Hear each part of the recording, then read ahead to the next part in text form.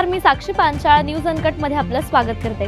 दिवसभरातील काही महत्त्वाच्या घडामोडी पाहणार आहोत, मात्र त्याआधी हेडलाईन्सवर एक नजर टाकूयात। आज नकाशा पुसला, उद्या शिवाजी महाराजांवर पडदा पडू शकतो, राजमाता छत्रपती कल्पनाराजे भोसले यांचं वक्तव्य।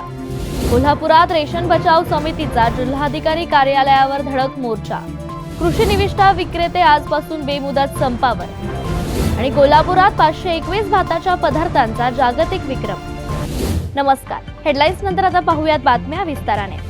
जगात भारी आम्ही कोल्हापुरी म्हणून जगभर ओळख असणाऱ्या कोल्हापुरात नेहमीच काहीतरी हटके पाहायला मिळतं। आता हेच बघा ना, कोल्हापुरातील मास्टर शेफ दिग्विजय भोसले यांनी भाताचे 521 पेक्षा अधिक पदार्थ बनवण्याचा वर्ल्ड रेकॉर्ड केलाय। यामध्ये बिर्याणी, पुलाव, खिचडी, पेठा यासह आंतरराष्ट्रीय पातळीवरील रिसोटा, पायला, सुशी अशा प्रकारांचा समावेश असून या विश्व उपक्रमाची नोंद लंडन बुक ऑफ रेकॉर्ड्स मध्ये झाली आहे। यामुळे खवय्यांसाठी ही एक आनंदाचीच बातमी आहे। नमस्कार, मी शेफ दिग्विजय भोसले। आज जो वर्ल्ड रेकॉर्ड केलेला आहे, हा वर्ल्ड रेकॉर्ड होता maximum varieties of rice dish. म्हणजे अगदी भारतातल्या आणि भारताच्या बाहेरच्या असे टोटल 521 प्रकारचे आज आम्ही सक्सेसफुली राईस डिश बनवलेले आहेत। आणि ह्या आधी असा कुठलाही रेकॉर्ड झालेला नाही। हा रेकॉर्ड ह्याच्या म्हणजे पहिलाच, त्याच्या स्वरूपातला पहिलाच हा वर्ल्ड रेकॉर्ड आहे। यासाठी मला माझे शेफ, माझे सिनियर्स आणि माझे कलिग्सचा चांगला सपोर्ट मिळाला आणि हा वर्ल्ड रेकॉर्ड्स बुक लंडन इथे नोंद होईल। यामध्ये स्पेसिफिक कुठल्या प्रकारची राईस आता ह्यामध्ये आपण इटालियन, कॉन्टी, चायनीज, इंडियन मध्ये साऊथ इंडियन, नॉर्थ इंडियन बिर्याणीज आणि खिचडीज बनवलेले आहेत। आपण इथे ब्राऊन राईस वापरलेला आहे, आसामचा राईस वापरलेला आहे कोमल म्हणून, त्यानंतर रेग्युलर जास्मिन राईस वापरलेला आहे, स्टिकी राईस वापरलेला आहे आणि बासमती राईस वापरलेला आहे। खरं तर कोल्हापूर आपल्या तांबडा पांढऱ्यासाठी ओळखलं जातं, आता ही भाताचे एवढे प्रकार केल्यासाठी देखील आता ओळखली गेली। हो, नक्कीच। कोल्हापूर तांबडा पांढरा आणि स्पेशली खवय्यांसाठी ओळखलं जातं। त्यात ह्या आणखीन एक भर पडली असं म्हणेन मी। एनसीईआरटीच्या इयत्ता 8वीच्या इतिहास पुस्तकातून मराठा साम्राज्याचा नकाशा हटवल्यानंतर आता वातावरण चांगलंच तापलंय। राजमाता छत्रपती कल्पनाराजे भोसले यांनी पत्रकारांना खडसावत थेट राज्य सरकार आणि केंद्र सरकारवर थेट निशाणा साधलाय। आज मराठा साम्राज्याचा नकाशा हटवला जातोय, उद्या छत्रपती शिवाजी महाराजांच्या इतिहासावर पडदा टाकण्याचाही प्रयत्न होऊ शकतो, अशी चिंता त्यांनी व्यक्त केली आहे। एनसीईआरटीच्या अभ्यासक्रमामधून छत्रपती शिवरायांच्या साम्राज्याचा जो नकाशा आहे, तो नकाशा कुठेतरी फुटण्याचा प्रश्न झालेला आहे, त्याबद्दल काय सांगा? मग तुम्ही प्रेस कशासाठी आहात? तुम्ही का नाही आवाज उठवत? हे अतिशय सिरियस मामला आहे, तुम्ही हे उचलून धरायला पाहिजे। आम्हीच ह्या महाराष्ट्रामध्ये आहोत का? महाराष्ट्राचा नकाशा जिकडे पुसला जातो तर तुम्ही पण एक हिस्सा आहात ना। मग तुमचा आवाज कुठे गेला? का नुसतं हे स्पीकर घेऊन पुढे यायचं आणि प्रश्न विचारायचे? ही अतिशय धोक्याची घंटा आहे, ही अतिशय सिरियस गोष्ट आहे आणि हे असं चालणार नाही। कालांतराने बघता शिवाजी महाराजांवर देखील पडदा पडू शकतो आणि तोच प्रयत्न चाललाय असं मला वाटतं। नाही चालणार हे। शिवाजी महाराज जोपर्यंत ही पृथ्वी आहे, जोपर्यंत सूर्य आणि चंद्र आहे, तोपर्यंत शिवाजी महाराजांचं नाव तेवत राहील आणि सगळ्यांच्या नसानसामध्ये, अंगामध्ये, त्यांच्या हृदयामध्ये शिवाजी महाराज जे विराजमान झालेले, त्याला तुम्ही हात लावू शकत नाही। राज्यातील कृषी निविष्ठा विक्रेत्यांच्या प्रलंबित मागण्यांकडे शासनाचं लक्ष वेधण्यासाठी Maharashtra fertilisers pesticide seeds dealers असोसिएशनने आजपासून पुकारलेला राज्यव्यापी बेमुदत बंद आंदोलनाचा कृषी निविष्ठा विक्रेत्यांनी उत्स्फूर्त प्रतिसाद दिलाय। भंडारा, तुमसर, साकोलीसह अन्य ठिकाणी सर्व कृषी निविष्ठा विक्रेत्यांची दुकानं कडकडीत बंद आहेत। जोपर्यंत मागण्या मान्य होत नाहीत तोपर्यंत बेमुदत बंद सुरूच ठेवण्याचा निर्धार कृषी निविष्ठा विक्रेत्यांनी केलाय। महागाई विरोधात आज रेशन बचाव समितीच्या वतीने कोल्हापुरातील जिल्हाधिकारी कार्यालयावर धडक मोर्चा काढण्यात आलाय। रेशन दुकानदारासह शेकडो ग्राहकांनी भर उन्हात रस्त्यावर उतरून महागाई विरोधात निषेध व्यक्त केलाय. महागाईमुळे जीवनावश्यक वस्तूंची दरवाढ झाल्याने सर्वसामान्यांना जगणं मुश्किल झालंय. दरम्यान सरकारने तातडीने रेशन दुकानदारांच्या मागण्या मार्गी लावाव्यात, अन्यथा सरकार विरोधात हल्लाबोल आंदोलन करण्यात येईल. शिवाय महागाई कमी झाली नाही तर आई-बहिणी रस्त्यावर उतरून बाजारपेठा लुटतील असा इशारा देखील आंदोलकांनी दिलाय. महाराष्ट्रामध्ये महागाईचा धूर निघत आहे. ज्या किमती आहेत त्या जर आपण बघितल्या तर हरभरा डाळ असेल, तूर डाळ असेल, ह्या किमती 100च्या वर गेलेल्या आहेत. सामान्य रत्नागिरी 24 तांदूळ सुद्धा 60 रुपयाच्या जवळपास केलेला आहे. गोडे तेल त्याचा भावच सांगता येत नाही. आणि युद्धजन परिस्थितीमध्ये या सरकारनं गॅसची व्यवस्था करायला पाहिजे होती. हे सरकार सांगतंय की आम्ही प्रगती करतो म्हणून, पण हे प्रगती नाही तर गॅसपासून चुलीकडे हा देश निघालेला आहे. लोकांना गॅसचं सिलेंडर मिळत नाही. जे लोकांना 5 लिटर रॉकेल मिळत होतं हे काळा बाजार होतो म्हणून यांनी रॉकेल बंद केलं. आज अनेकांच्या घरीमध्ये चुलीमध्ये रॉकेल मिळत नाही आहे. हॉटेलमधले भाव जर आपण बघितला तर जवळजवळ 50 रुपयाचा वडा हा 100-125 रुपयेपर्यंत गेलेला आहे मुंबईमध्ये. या सर्व महागाईच्या विरोधामध्ये आम्ही हा मोर्चा काढलेला आहे. रॉकेलवर गॅस रेशनवर 5 लिटर रॉकेल मिळालं पाहिजे. गहू तांदूळ सोडून या ठिकाणी हरभरा डाळ, ज्वारी, साखर, एशेल तेल या 5 जीवनावश्यक वस्तू मिळाल्या पाहिजेत. त्याचबरोबर रेशन कार्डची मर्यादा ही सर्वसामान्यपणे 2 लाख केली पाहिजे. आणि कोल्हापूर जिल्ह्यामध्ये 34,000 रेशन कार्ड जे बंद होणार आहेत ते सरकारनं बंद करू नये अशा प्रकारचे मागणं आहे. महायुतीचं सरकार राजकारण करत आहे. महाराष्ट्राच्या मुख्यमंत्र्यांनी जाग व्हावी आणि सामान्य गोरगरिबांच्या घरामध्ये अन्नधान्य द्यावं. एक मूठभर धान्यासाठी ही चळवळ आहे. कशा पद्धतीने आंदोलन केल्याने भूमिका पुढे काय असणार आहे?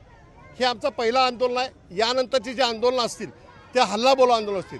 या महाराष्ट्रामध्ये ज्या वेळेला महागाई वाढली त्यावेळेला लोकांनी बाजारपेठा लुटल्या.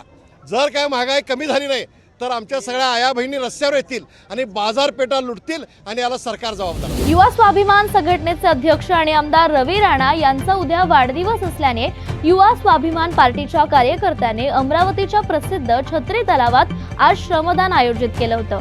यावेळी भाजप नेत्या नवनीत राणा आणि आमदार रवी राणा यांनी स्वतः हातात कुदळ, पायदळ, टोपलं घेत या ठिकाणची कचरा तसंच गवत, काटेरी झाडं, झुडपं यांची स्वच्छता केली आहे. यावेळी अमरावतीच्या प्रसिद्ध तलावामध्ये छत्रपती शिवाजी महाराजांचा पुतळा बसवू तसंच या छत्री तलावावर तरंगतं विश्रामगृह देखील तयार करू असं रवी राणांनी म्हटलंय. पाहूयात. बिलकुल आज सकाळी 6 वाजतापासून युवासेना पार्टीचे सगळे कार्यकर्ते, सगळे नगरसेवक, सगळे अधिकारी या ठिकाणी पूर्ण नाल्या साफ करण्याचं काम, छत्री तलावामधला गाळ काढण्याचं काम, मोठ्या प्रमाणात काचेचे तुकडे पडले होते ते वेचून आम्ही जमा केले. या ठिकाणी देवादेवतांच्या मूर्त्या ज्या आहेत त्या आम्ही जमा करून एका ठिकाणी ठेवल्या. मोठ्या प्रमाणात मोठमोठे गोटे होते ते जमा करण्याचं काम केलं. इथे लहान मुलं येतात, बुजुर्ग लोक येतात, सगळे या ठिकाणी खेळतात, मनोरंजन करतात. म्हणून या ठिकाणी स्वच्छतेच्या माध्यमातून छत्री तलावाला सुंदर स्वच्छ करण्याचं काम वाढदिवस नाही तर जनसेवा दिवस म्हणून आम्ही साजरा केलेला आहे. आणि छत्री तलावाची पाहणी करताना आमचे उपमहापौर आहे, गटनेता आहे, अनेक या ठिकाणी महापौर आहे. सगळ्यांच्या मागणीनुसार या ठिकाणी 4 बोट येणाऱ्या काळामध्ये आम्ही इथे सुरू करणार आहे. छत्रपती शिवाजी महाराजांचा एक पुतळा या ठिकाणी बसला पाहिजे या संदर्भात सुद्धा आम्ही प्रस्तावाला मान्यता घेणार आहे. आणि एक तरंगत रेस्टॉरंट हे सुद्धा सुरू झालं पाहिजे. याच्यासाठी अमरावती जिल्ह्याचे पालकमंत्री, राज्याचे महसूल मंत्री बावनकुळे साहेबांना सुद्धा 25 कोटी रुपये आम्ही यावर मागणार आहे.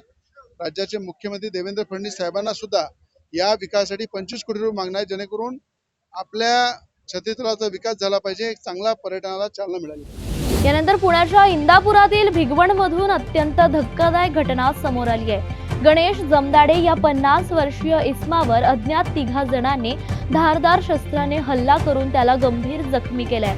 त्यांना पुण्यातील आता खासगी रुग्णालयात दाखल करण्यात आलंय तर हल्लेखोर सध्या फरार असून भिगवण पोलीस त्यांचा शोध घेत आहेत. या घटनेमुळे परिसरात भीतीचं वातावरण निर्माण झालंय. भंडारा जिल्ह्यातील तुमसर मोहाडी तालुक्यात बावनथडी प्रकल्पाच्या कालव्यातून पिवळसर उग्र दर्प असलेलं रसायनयुक्त पाणी सोडलं जात असल्याचा धक्कादायक प्रकार समोर आलाय. या विषारी पाण्यामुळे ऐन बहारात आलेली उन्हाळी धान पिकं धोक्यात आली असून सुमारे 5,500 हेक्टर क्षेत्रावर परिणाम होण्याची भीती व्यक्त केली जाते. तर शेतकऱ्याने तातडीने पाण्याचे नमुने तपासणीसाठी घेऊन दोषींवर कठोर कारवाई करावी तसंच नुकसानग्रस्तांना आर्थिक मदत द्यावी अशी मागणी केली जाते. होतीये। जालना जिल्ह्यात जलजीवन योजनेअंतर्गत रोशनगाव पंचायत समिती गणातील गावांमध्ये टाकी व पाईपलाईनचं काम रखडल्याने ग्रामस्थांनी आज अनोखं अर्धनग्न आंदोलन केलंय। रखडलेलं काम तातडीने पूर्ण करून गावांना नियमित पाणी पुरवठा सुरू करावा अशी मागणी ग्रामस्थांनी केली आहे। तर यापूर्वी ग्रामस्थांनी संबंधित विभागाला निवेदन देऊन काम तातडीने पूर्ण करण्याची मागणी केली होती, मात्र त्यानंतरही कोणतीही ठोस कारवाई न झाल्याने अखेर ग्रामस्थांनी आज रांजणगावात हे अर्धनग्न आंदोलन केलंय। महाराष्ट्र नवनिर्माण सेनेच्या वतीने सदस्य नोंदणी अभियानाला सुरुवात करण्यात आली असून दौंड शहर व तालुक्यात राबवण्यात येत असलेल्या या अभियानामध्ये मनसेच्या पदाधिकाऱ्यांनी पुढील 3 दिवसात तब्बल 10,000 सदस्य जोडण्याचा संकल्प केलाय। तर या अभियानाबाबतची माहिती यावेळी पदाधिकाऱ्यांकडून देण्यात आली आहे, पाहूयात। आज दौंड शहरामध्ये महाराष्ट्र नवनिर्माण सेनेच्या वतीने सभासद नोंदणी, प्राथमिक सदस्य नोंदणी अभियान सुरू केलेलं आहे आणि अशा या कडाक्याच्या उन्हाळ्यामध्ये देखील 100 ते 150 लोकांनी अद्यापपर्यंत सदस्य नोंदणी केलेली आहे आणि पुढील 3 दिवसामध्ये कमीत कमी दौंड शहर व तालुक्यामधून आम्ही 10,000 लोकांना या आमच्या महाराष्ट्र नवनिर्माण सेनेमध्ये सदस्य नोंदणी करण्याचा आमचा संकल्प आहे। पाटोदा तालुक्यातील नाळवंडी गावात गेल्या 35 वर्षांपासून सुरू असलेल्या अखंड हरिनाम सप्ताह यंदाही मोठ्या उत्साहात साजरा होतोय। यंदाही गावातील हिंदू आणि मुस्लिम बांधवांनी एकत्र येऊन सप्ताह यशस्वीपणे पार पाडलाय। यावेळी मुस्लिम बांधवांनी हिंदूंच्या अखंड हरिनाम सप्ताहात सहभागी होत भोजनाचं नियोजनबद्ध सुद्धा केलं होतं। त्यामुळे समाजात सामाजिक ऐक्य आणि बंधुभाव अधिक दृढ झाल्याचं दिसून आलं। या उपक्रमाचे बीड जिल्ह्यासह संपूर्ण महाराष्ट्रात कौतुक होत असून सर्व गावांनी याचा आदर्श घ्यावा असं मत व्यक्त केलंय। महापंगत दिलेली आहे, कसं नियोजन केलं, कसं वाटतंय तुम्हाला आणि काय सांगाल आपण? सर, मी मौलाभाई शेख नाळवंडी म्हणजे जमातचा एक प्रमुख आहे। मी ह्या नात्याने बोलतो की ह्या हिंदू समाजाची ना आमची पहिल्यापासून एक नाळ आहे की आम्ही एकामेकाला हमेशा घेऊन चालतात। 30 ते 35 वर्ष झाले आमच्या हरिनाम सप्ताह आमच्या गावी होतोय आणि तेव्हापासून आम्ही यामध्ये सगळे आगी एका मुठीनं आणि आम्ही बिलकुल आमच्या खुशीनं सगळे आम्ही यांच्यात असतो, ती आमच्यात असते आणि तेव्हापासून आम्ही ह्या हरिनाम सप्त्यामध्ये सहभाग घेतो। म्हणजे सहभाग असा घेतो की वर्गणीच्या रूपात घेत होतो, पण यावर्षी आमच्या जमातच्या सगळ्या आम्ही लोकांना आम्ही ठरवलं, आमची जेवढी काय आमची घरं इथं कमीत कमी 25 ते 30 आहेत। सगळ्यांनी आम्ही या वेळेस असा विचार केला की दरवर्षी आपल्यापाशी हरिनाम सप्ताह एवढा म्हणजे पारायणाचा एवढा मोठा प्रोग्राम होतो, तर आपल्याकडनं काही लोक देतात, काही नाही देतात, पण आपण असं ठरवायचं सगळ्यापासून आणि सगळे आमचे मिळून हे शेवटची जी पंगत असते त्या काल्याच्या कीर्तनाची ती आम्ही मागणी आमच्या गावकऱ्याशी केली। त्या जी कमिटी आहे, म्हणजे मी बी कमिटीत असतो, आमची फडाण सर बी असतात, आमचे पाटील बी असतात, पण आम्ही एक रिक्वेस्ट केली की आम्हाला काल्याच्या कीर्तनाची जी महापंगत आहे ती आम्हाला द्या। तर आमच्या मागणीला गावकऱ्यांना आणि त्या कमिटीनं होकार दिला आणि आम्हाला तो प्रतिसाद आम्हाला मिळाला। दौंड तालुक्यातील मलठण गावात चाळीत ठेवलेल्या कांद्याला एका अज्ञात व्यक्तीने पेटवून दिल्याने शेतकरी शहाजी वाघमोडे यांचं लाखो रुपयांचं नुकसान झालंय। कांद्याचा भाव वाढेल या आशेने चाळीमध्ये 1200 पोते ठेवले होते, मात्र आता आगीत शेतकऱ्याचं 12 ते 15 लाख रुपयांचं नुकसान झालंय। त्यामुळे नुकसान भरपाई मिळावी अशी मागणी मलठण गावच्या सरपंच पारुबाई परदेशी यांनी आता शासनाकडे केली आहे। या बातमीसह बुलेटिनमध्ये इथेच थांबूयात। धन्यवाद।